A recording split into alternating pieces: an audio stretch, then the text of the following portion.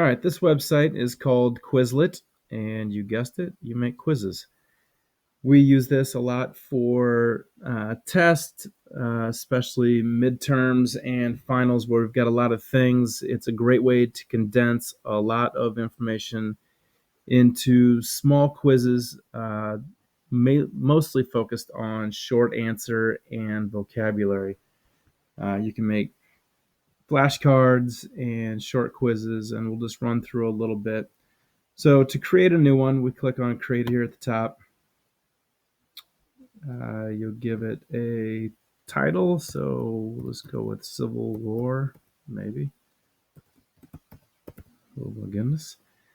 So say the term that we're looking for is Gettysburg. And we know that this is the turning point. Oh my goodness, maybe. And the nice thing is we will stick with English, but there are, if we were going to look, uh, this can be done in quite a few different languages, but we'll stick with English for the purposes of this. And since we've typed in Gettysburg for the term, if we wanted to add an image for the hint, it does give us a little bank here of different images that we can choose from. Lincoln here giving us Gettysburg Address. And then we continue on, and you can add as many as you would want into your cluster. I try not to go over 10. I don't want to bombard with too much stuff. But if we go back to something that I've already created,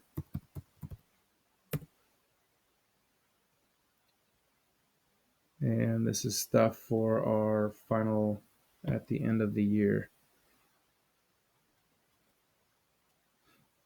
Now, once it's created, the students can challenge themselves in a variety of ways. The best way for them to start is through flashcards. And you do have some different options. You can either start with the term or the definition. We usually start with the term, and then we're asking them to define. But when you click on the card, it gives you the answer that you're looking for on the back, and you can see the little image that I had inputted as well. So they can click back and forth as many times as they need.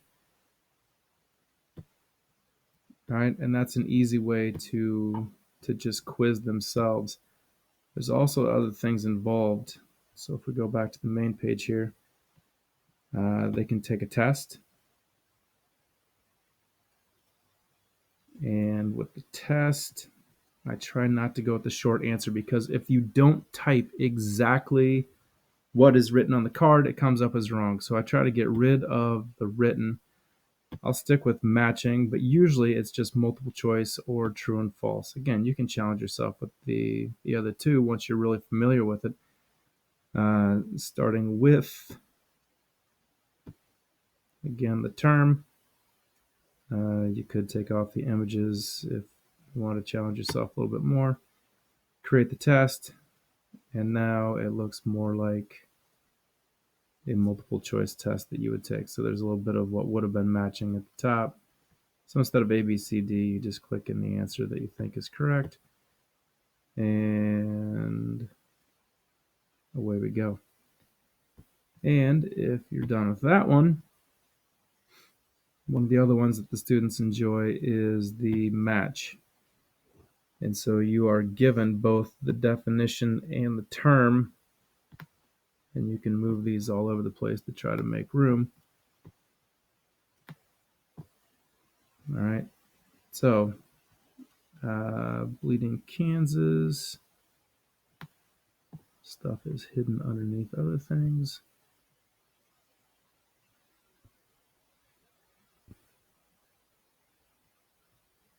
What's true of the Lincoln-Douglas debates? Lincoln becomes a well-known figure, and when you match them up, they do disappear. All right, so they go through, and you can see off to the side here, it does time them. So they try to go through and match as quickly as they can. Some students will just start flipping things all over the page and hope that they line up. But if they take their time, it's a nice review for them. And that is Quizlet.